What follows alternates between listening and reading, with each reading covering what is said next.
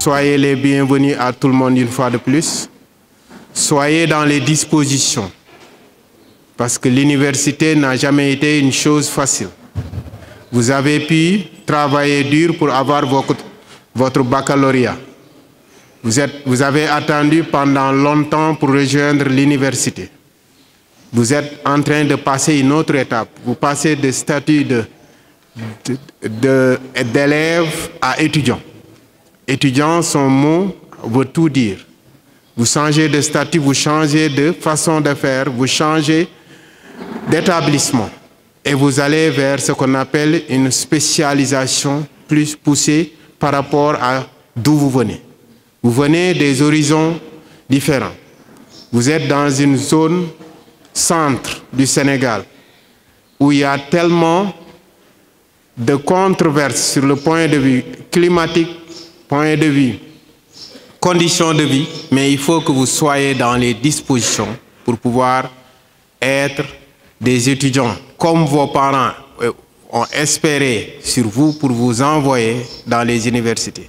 Soyez dans les dispositions pour apprendre. Ceux qui sont là, ce sont des enseignants tellement engagés, avec un personnel administratif comme social, qui sont extrêmement engagés et qui sont prêts à vous accompagner. Mon propos, je vais vraiment l'axer sur l'encouragement, parce qu'il ne faut pas se cacher les choses. À Fatick, les conditions sont très difficiles, les conditions climatiques, les conditions de travail et d'études sont également très difficiles, parce que là, nous sommes dans des locaux d'emprunt, parce qu'il faut toujours vous dire que là où d'autres ont réussi, vous n'avez pas le droit d'échouer. Voilà, ça veut dire que c'est difficile, mais ce n'est pas impossible. La route, elle peut être longue, ardue, mais au bout du tunnel, il y a le réconfort et il y a la réussite que je vous souhaite réellement du fond de mon cœur. En tout cas, vous demandez de tenir, de ne pas lâcher prise, vous concentrer sur l'essentiel qui vous a amené ici, ne pas oublier également vos origines de classe, parce que très souvent, c'est ce qui fait qu'on a tendance à dévier lorsqu'on est étudiant, parce que nous avons toutes et tous été à votre place. Il faut garder en mémoire les parents, les proches que vous avez laissés derrière vous, et ne pas vous laisser divertir outre mesure. C'est-à-dire qu'il faut toujours aller et prendre comme modèle des personnes qui vont vous tirer vers le haut. Ne pas se référer à des personnes qui vont vous dire « Ah, ce cours-là, il n'est pas obligatoire, les cours magistraux, c'est pas obligatoire, il ne faut pas y aller. » Moi, je vous conseille d'aller à tous les cours magistraux, de faire tous les travaux dirigés, parce qu'avec de l'abnégation, avec du travail, avec de l'acharnement, on y arrive. C'est vraiment moi ce que je vous souhaite. Vous demandez d'être résilient, endurant, parce qu'après l'effort, c'est le réconfort. Et c'est tout le mal que je vous souhaite. Il faut avoir le courage quand même. Et surtout, être ponctuel. C'est important aussi la ponctualité dans le cadre des études supérieures. Parce que le plus souvent, bon, on a tendance à dire que les études supérieures, c'est la liberté. C'est vrai, c'est la liberté. Personne n'est contrôlé. On ne vous contrôle pas du tout. Donc, vous disposez toute la marge de manœuvre possible sur votre propre liberté. Ça veut dire quoi? Ça veut dire qu'il ne faut pas jouer avec cette marge de manœuvre de liberté. Concentrez-vous sur l'essentiel. Et après, vous verrez les résultats au bout de quelques années. Maintenant, pour les conditions dans lesquelles nous travaillons, bon, c'est vrai que vous-même, vous l'avez constaté, il fait excessivement chaud ici à Fatick. Bon, vous allez le remarquer au courant de votre formation, mais ce n'est pas parce qu'il y a des difficultés que nous devons fuir. Non. Parce que votre devoir, c'est d'étudier. Vous n'avez pas autre chose à faire à part les études. Donc, je vous exhorte à étudier. C'est parce que c'est votre mission principale au sein de cette université. Votre objectif, je pense que ce n'est que la réussite. À votre niveau, vous n'avez qu'un seul objectif principal, c'est la réussite. Vous voyez. Et au niveau pédagogique aussi, vous repartez de zéro. Vous allez reprendre, commencer à zéro. Pourquoi? Parce que vous venez du lycée. Et au niveau du lycée, en tout cas, pédagogiquement, on parle de coefficients, de matières dominantes et tout, ce qui n'existe pas ici. D'accord. Donc, vous repartez à zéro. Ici, ce qui est intéressant, c'est quoi? C'est la moyenne que vous allez obtenir, c'est le nombre de crédits que vous allez obtenir. Donc, d'où l'essentiel d'organiser une séance, je ne sais pas, vous voyez, pour vous expliquer davantage ce que veut dire le système LMD et comment ça fonctionne. Tout d'abord, je vous souhaite la bienvenue ici à Fatick. vous souhaite également du bon courage. Il fait très chaud, hein? J'espère que vous vous êtes bien préparés.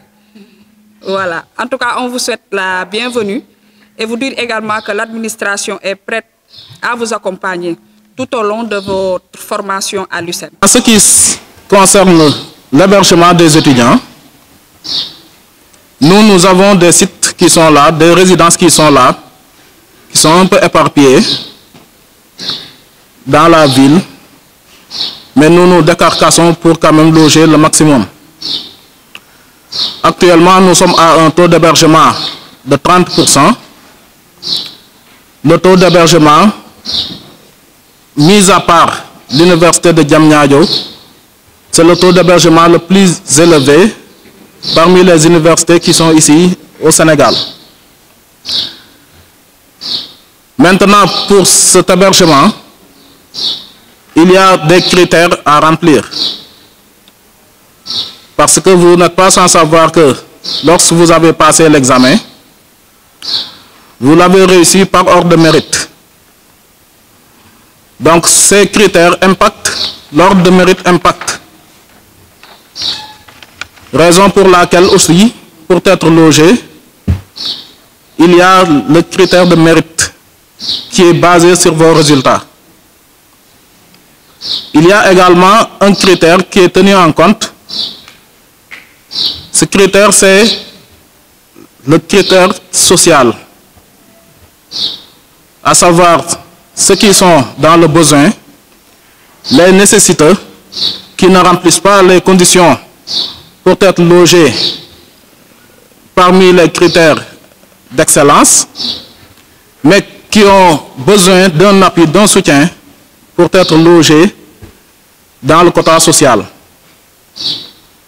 Ces étudiants-là formulent des demandes auprès du service social qui est là. Et celui-là, ce dernier, après examen de votre dossier,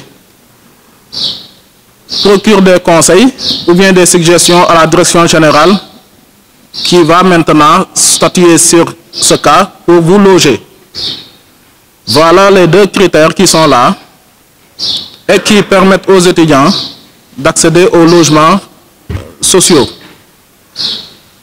Maintenant, une fois logé, il y a les modalités, les formalités à remplir en ce qui concerne la caution qui est 5 000 francs et le loyer mensuel qui est 3 000 francs le mois. Ici à Fatick, nous avons deux restaurants, à savoir le restaurant Nafio et le restaurant La Nationale. Donc vous pouvez vous restaurer au niveau des restaurants universitaires à des tickets modérateurs. Pour le petit déjeuner, c'est 50 francs. Pour le déjeuner, c'est 100 francs. Et pour le dîner aussi, c'est 100 francs. Donc avec 250 francs, vous pouvez vous restaurer toute la journée. L'État du Sénégal a ce qu'on appelle une bourse d'excellence qui a été réformée en 2015. Pourquoi réformer? Parce qu'au départ, quand on parlait de la bourse d'excellence, il fallait avoir le bac avec une mention très bien ou bien et partir à l'étranger. Non, ça ne se fait plus d'une manière automatique. Ce qui se fait, c'est quoi? C'est que l'État du Sénégal a institué ici des écoles d'excellence.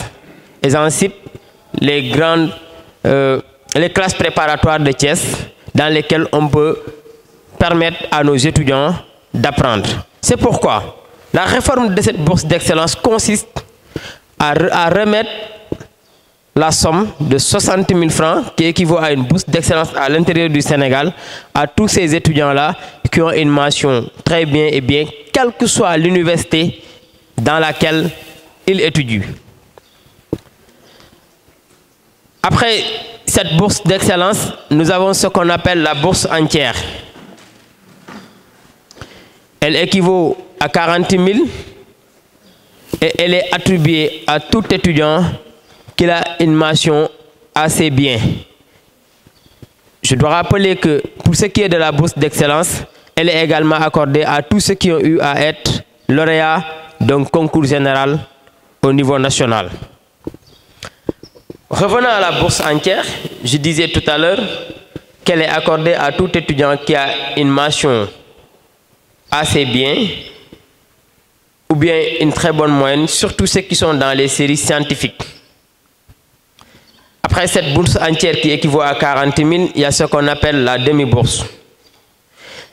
Pour ceux qui sont dans les séries littéraires, il faut avoir une moyenne au moins de 10,90 pour en bénéficier. Pour ceux qui sont dans les séries scientifiques, il faut une moyenne de 10,50. Ces critères peuvent varier d'une année à une autre, parce que je vous ai dit tout à l'heure que chaque année, il y a une commission qui est statue. Pourquoi cette commission est statue? Ça ne sert à rien, par exemple, de maintenir une note élevée alors que les résultats du bac de l'année dans laquelle nous sommes, par exemple, ne sont pas favorables. Ou bien ça ne sert à rien de maintenir une note basse alors que les résultats sont bons. Donc, il y a beaucoup de critères qui entrent en jeu quand il s'agit de la tenue de cette commission.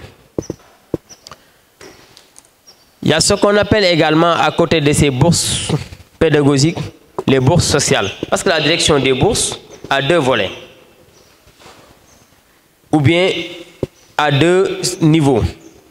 Les bourses, soit elles sont attribuées par mérite, soit elles sont attribuées par critères sociaux. Et ces critères sociaux-là, il en fait partie. Nous en avons les mêmes critères avec les CROUS. Souvent, c'est accordé aux grands malades, aux handicapés, aux orphelins et à tout étudiant vulnérable qui en donne les preuves.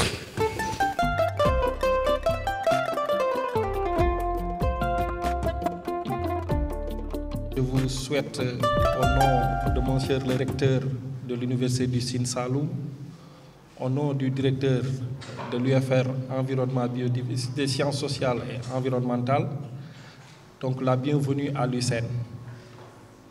Je vous souhaite aussi plein succès donc, dans votre formation.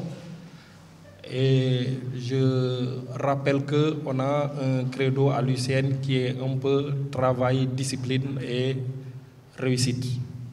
Donc qui est une chute logique.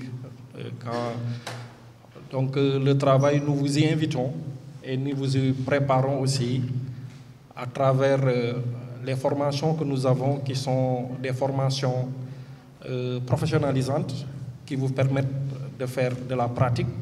Quand je dis pratique, ce n'est pas forcément manier un ordinateur ou donc des machines. Dans certaines disciplines, c'est plus des outils d'enquête et autres qu'on utilise parce qu'on travaille sur l'homme plus que avec un outil. Au-delà de ça, il y a une dimension aussi à laquelle nous tenons, du moins, donc, qui est la discipline. Rien ne peut se réussir sans la discipline et nous vous y invitons. Nous avons loué jusqu'ici donc le comportement de nos étudiants. Donc nous vous invitons aussi à imiter leur pas, à savoir que vous êtes dans des campus. Il est bon de respecter les outils, l'équipement et les infrastructures qui sont au niveau de ces campus. Parce que c'est avec ça que vous allez travailler, c'est avec ça qu'on pourra vous rendre professionnel. Au niveau de notre département, nous avons 4 licences. Nous avons 4 licences ici au niveau du département, environnement, biodiversité et développement durable. Alors, une licence aménagement et gestion des aires protégées, que l'on appelle AGAP. Alors, je reviendrai là-dessus. AGAP, donc aménagement et gestion des aires protégées. Nous avons environnement et développement durable, que l'on appelle communément EDD. Nous avons géomatique et climatologie, appelé GC. Et enfin, nous avons développement local, que l'on appelle DL. Après maintenant ces licences, vous savez, l'université, c'est LMD, licence, master, doctorat. Bien entendu, on n'est pas encore arrivé sur le niveau doctorat, mais nous, ici, au niveau du département, on est sur le niveau master maintenant. Donc, on a licence, master. Ce qui fait que nous, dans notre département également, on abrite 2 masters. Il y a le master agroécologie et système alimentaire durable, que l'on appelle AZAD. Je vais revenir là-dessus sur les spécialités des différentes licences, mais également des différents masters. Mais aussi, il y a le master géomatique également qui est là, d'accord, et qui fait que maintenant nous comptons 2 masters comme je viens de le dire. Donc je vais passer après sur les spécialités. Maintenant, revenant sur les spécialités des différentes licences. D'abord pour la licence AGAP. Pour la licence AGAP, les spécialités, la première spécialité, c'est la création, aménagement et gestion des aires protégées. Hein, vous voyez? Donc ça permettrait un peu de régler un certain nombre de problèmes sur les aires protégées au Sénégal. Hein, les étudiants concernés pourront après avoir le temps de l'approfondir au niveau des cours. Après, maintenant, nous avons la gestion des ressources naturelles et financières des aires protégées également. Hein, donc ça, c'est les spécialités que vous allez retrouver au niveau de AGAP. Après, maintenant, nous avons la licence environnement et développement durable, avec aussi 2 spécialités, le management du développement durable. Alors, je ne vais pas vous dire ce que représente maintenant le développement durable. Le terme durable, là, vous allez le voir fréquemment, parce que, voilà, on ne peut pas, même quand on prend l'échelle du pays ou même l'échelle globale du globe, vous verrez que le terme durable va toujours revenir, parce que tout simplement, tout ce que l'on va faire maintenant, on va se tendre vers la durabilité.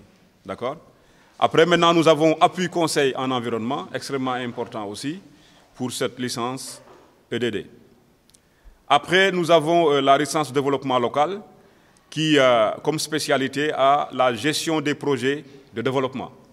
Voilà, ça également, c'est extrêmement important, parce qu'il y a énormément de projets de développement, que ce soit au niveau étatique, que ce soit des projets qui sont gérés par les ONG, mais il faut maintenant apprendre à les gérer.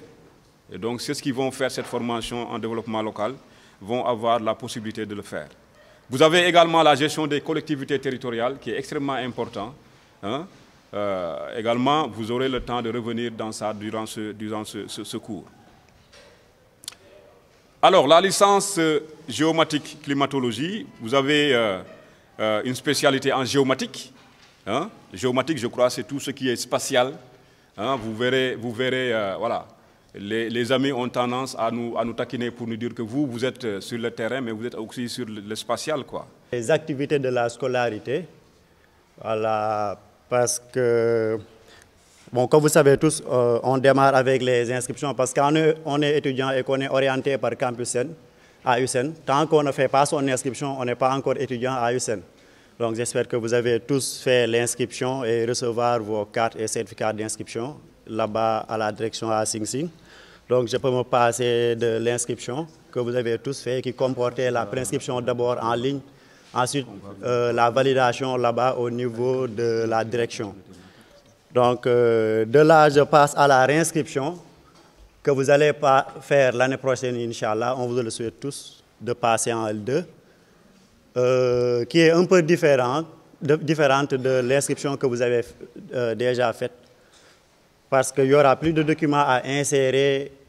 Ce que vous allez faire l'année prochaine, Inch'Allah, ça sera uniquement la prescription en ligne jusqu'à recevoir un code de paiement, aller payer, acheter la carte d'assurance. Donc il n'y aura plus de documents à mettre, Inch'Allah. Bon, après l'inscription et la réinscription, il y a les changements de filière que vous faites là-bas aussi. Parce que beaucoup d'entre vous ont déposé des demandes de changement de filière après l'inscription. Et aussi, certains aussi ont demandé ont fait une demande de suspension. Aussi, il y a la suspension, mis à part de la demande de changement de filière. Bon, pour les changements de filière, je vais un peu vous expliquer, parce qu'il y a certains étudiants, par exemple, qui sont orientés dans cette TFR, sciences sociales et environnementales, mais qui sont dans le département sciences sociales à Kaffrine. Eux, ils démarrent aujourd'hui. Maintenant, si on est orienté, par exemple, là-bas en histoire, on veut faire ici développement local. Vous voyez, ils démarrent en même temps. Maintenant, c'est laissé à l'appréciation de l'étudiant, parce que la demande, ça sera étudié.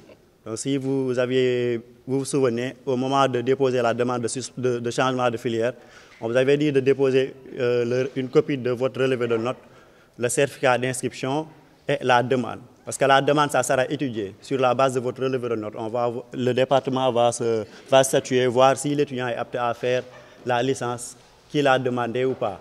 Donc, par exemple, eux, ils ont démarré aujourd'hui en même temps que ce département. Là, c'est laissé à l'appréciation de l'étudiant. Pour la suspension, l'étudiant doit écrire une demande de suspension bien détaillée, parce que la suspension peut être d'ordre personnel, comme l'étudiant peut être malade aussi. Et pour le changement de filière et la suspension, il faudra le faire avant le démarrage des cours.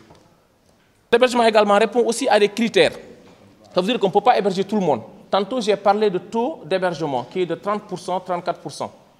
Alors, ce taux-là, ce taux d'hébergement, il est basé sur des critères. Quels sont ces critères-là? La première des critères, c'est la critère d'excellence. Ça veut dire que nous, on envoie un courrier au niveau de la scolarité, et nous envoie la liste des étudiants accompagnés de leurs notes. Ça veut dire en fait des notes du bac pour les primo entrants.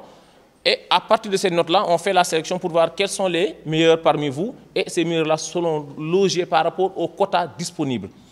Après cette critère d'excellence-là, il y a également la critère social. Bien évidemment, nous faisons d'abord du social. Et dans ce social-là également, il y a des cibles. Les cibles, en fait, c'est les étudiants qui vivent avec un handicap. C'est également, en fait, l'une des cibles. Il y a également des étudiants qui souvent sont malades, qui ont des maladies chroniques. Je peux vous citer un exemple. Les drépanoes, souvent, c'est des gens, en fait, il faut les accompagner parce qu'ils ne peuvent pas faire, en fait, ils n'ont pas la possibilité de faire des efforts que les autres, en fait, étudiants bien importants peuvent faire. Donc, c'est les deux critères sur lesquels le CROUS travaille. Quand vous êtes codifié, quand vous avez droit à un lit par rapport aux critères que je viens de citer, vous avez une obligation de payer les frais de caution. Les frais s'élèvent à 5 000 francs pour toute l'année, ce qu'on appelle en fait frais de caution d'abord. Et vous avez également un paiement mensuel à faire qui s'élève à 3 000 francs. Pour la restauration, nous sommes sur 6 restaurants fonctionnels actuellement. On en a 2 à Kaolack, au niveau du campus de Khelcom, vous avez le restaurant qui est là en face de vous. Vous avez également un autre restaurant à Sing Sing. Vous avez également, au niveau de Fatick, on en a 2 encore, 2 restaurants fonctionnels. Au niveau également de Kaffrine, on en a aussi 2. Et un restaurant, bon, un mini-restaurant que je peux dire, parce que juste pour quelques étudiants, au niveau de Toubacouta. Et la restauration également, elle est subventionnée. Donc, le repas, il est à 100 francs pour vous. Très facile. Le petit déjeuner également est à 50 francs. Donc ça, c'est les tickets modérateurs. C'est les tickets subventionnés par l'État.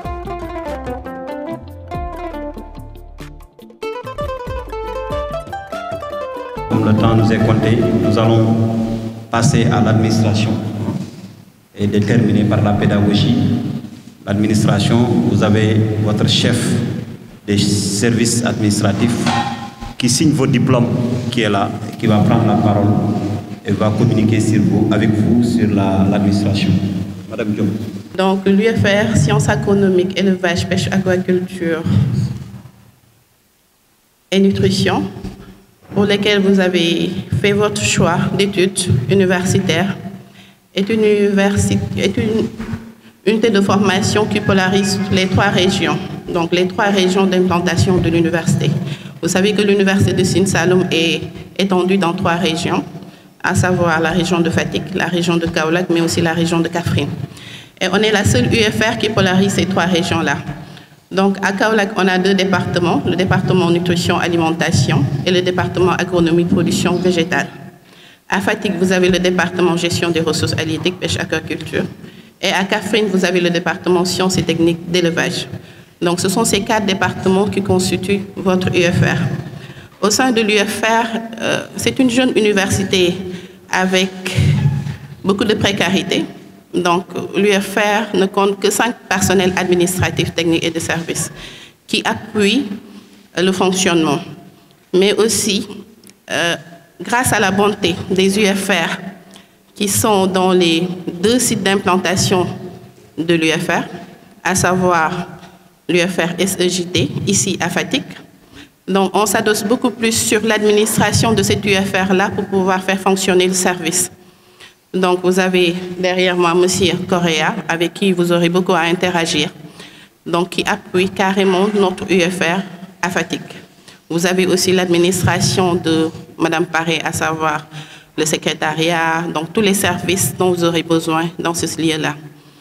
Vous saurez qu'il ne serait pas facile de vous déplacer à Kaolack pour pouvoir faire certaines tâches administratives, raison pour laquelle la gestion elle est délocalisée. Pareil aussi pour Kaffrine. On s'excusera, donc l'administration s'excusera de ne pas être toujours présent parce qu'on l'est de manière circonstancielle dans ces deux sites-là, parce que la situation géographique ne nous le permet pas, mais aussi le temps est nous est un peu compté. Donc on s'en excusera. Donc vos aînés délégués vous diront toujours qu'il y aura toujours un manquement, parce que quand l'administration n'est pas là, certes il y aura des choses qui vont manquer, mais on essaie de s'appuyer par rapport à cette administration-là. En tant que service de communication, nous avons une mission. Et tout ce que nous le faisons par rapport à une stratégie bien libellée et qui s'appuie en fonction des ambitions ou des objectifs de l'université. Notre mission se résume en 3 choses. Ça inclut l'information, l'éducation et la communication. Pour être clair, nous sommes là pour informer, mais aussi vulgariser les bonnes pratiques à travers nos supports de communication. Nous avons plusieurs supports de communication que je vais vous présenter tout de suite. Je sais que vous êtes au courant, vous êtes informés à travers ces supports-là. Au niveau des plateformes numériques, nous avons les réseaux sociaux également. Nous avons le site web de l'université. Et je crois que tout le monde connaît ce site web, je crois bien. ucen.sn, www.sn. Là, vous avez l'information officielle institutionnelle de l'université. Système LMD, le L signifie licence, M master et D doctorat. C'est un système qui comporte 3 niveaux d'études, la licence, le master et le doctorat unique. Donc si vous êtes dans ce système, vous allez obtenir votre licence. Après votre baccalauréat, vous devez donc faire 3 années d'études. On va y revenir avec tout ce qu'il faut, les crédits et autres. Donc pour avoir un master, c'est le baccalauréat plus 5 années d'études. Et le doctorat unique, il vous faut donc, après le baccalauréat, faire 8 ans d'études pour avoir votre doctorat. Alors, ce système est le produit d'une réforme ayant pour objectif la création d'un espace européen de l'enseignement supérieur soutenu par l'UE. Je vous ai dit que ce système est en vigueur ici au Sénégal depuis 2013. Qu'est-ce qu'il permet? Une simplification des repères et des diplômes dans l'enseignement supérieur. Alors, on vous dit donc qu'il y aura une harmonisation des diplômes. Vous allez partout maintenant dans les pays, l'espace donc où le système se déroule. Vous dites licence, on sait donc de quoi vous parlez. On dit master, on sait de quoi vous parlez, ou doctorat. Alors que dans l'ancien système, il y avait d'autres diplômes qui étaient donc discernés de ces diplômes comment on appelle ça encore, DEA, diplôme d'études approfondies, etc. Tout ça n'existe plus au niveau des DS, qui n'existe plus dans l'enseignement supérieur. Maintenant, c'est licence, master ou doctorat. Et il y a une reconnaissance mutuelle donc, de ces diplômes dans tout l'espace donc, où ce système se déroule. Dans ce système, on vous dit que les formations universitaires sont proposées par unité de formation et de recherche. Donc, depuis ce matin, on vous parle de l'UFR SAEPAN, l'UFR SEJT. Alors, ça veut dire quoi? Ce sont des unités de formation et de recherche. Exemple, vous avez donc votre UFR SAEPAN, sciences agronomiques, élevage, pêche, aquaculture et nutrition. Dans cette UFR, vous avez donc 4 départements, on vous l'a dit. Il y a le département agronomie et production végétale, le département sciences et techniques de l'élevage, le département gestion des ressources halieutiques, pêche et aquaculture, et le département alimentation et nutrition. Alors, cette organisation est une offre de formation dans un domaine. Ici, donc, dans notre UFR, donc, nous avons ici, pour le domaine, c'est un domaine scientifique et technique. Et ce domaine, le domaine peut être divisé en mention. Ici, vous avez donc la pêche et l'aquaculture, qui regroupent des spécialités qui sont des licences de formation qui se singularisent après un ou plusieurs semestres de tronc commun. Donc, il y a d'abord, au départ, dans les IFR, il y a un tronc commun. Et après, les étudiants vont se spécialiser donc, pour devenir donc, aquaculteur, pêcheur ou gestionnaire d'écosystèmes. La licence pêche s'appuie sur un socle de connaissances. Donc, c'est d'abord des connaissances théoriques qu'on va devoir acquérir. C'est tout l'objet du tronc commun, mais également des connaissances pratiques en matière de pêche. Fondamentales et techniques, et un ensemble de compétences pratiques et professionnelles pour promouvoir une exploitation durable des ressources halieutiques. Le côté durable, je crois que ça se comprend très bien, c'est on veut que l'activité perdure, qu'elle continue dans le temps. Or, vous allez vous en êtes un peu rendu compte, la pêche traverse quand même un certain nombre de difficultés. Les compétences, on peut former, il faut former des administratifs des pêches, c'est-à-dire les fonctionnaires des pêches, les inspecteurs des pêches, directeurs des pêches, directeurs départementaux, etc., etc. Conservation des écosystèmes aquatiques, c'est-à-dire tous ceux qui peuvent potentiellement travailler dans la conservation des ressources halieutiques, par exemple dans les parcs nationaux, dans ce qu'on appelle les AMP, dans les ZPP, mais c'est des termes un peu techniques pour vous pour le moment, mais on y reviendra là-dessus. Je m'en vais vous présenter la licence aquaculture. Pour le contenu des matières, vous aurez à apprendre des mathématiques, de la physique, la chimie et informatique de base. Il y a la bioécologie et la reproduction des organismes d'intérêt aquacole, l'identification de sites aquacoles, la gestion des infrastructures de production d'alevins, l'alimentation en aquaculture, la gestion sanitaire des élevages, les relations aquaculture et environnement, la commercialisation des produits aquacoles, la communication et les langues, l'entrepreneuriat, le genre et leadership, l'insertion sur le marché, le projet tutoré et les stages. Alors, les compétences visées sont, vous deviez être en mesure de gérer des écloseries à la fin de votre formation. Donc, de pouvoir produire des aliments aquacoles, d'aménager d'infrastructures aquacoles et de pouvoir gérer une exploitation aquacole. Alors, les conditions d'admission, donc, ce sont des bacheliers du second degré. Donc, ce sont les étudiants qui ont le bac scientifique S2 qui sont principalement orientés, mais également les étudiants qui ont eu le bac L2. Je m'en vais très rapidement donc vous présenter la licence GERAIAC, c'est-à-dire gestion des ressources halieutiques et des écosystèmes aquatiques. Donc c'est une licence innovante qui est créée en 2020, donc avec un appui financier donc, du CFS, Campus Franco-Sénégalais.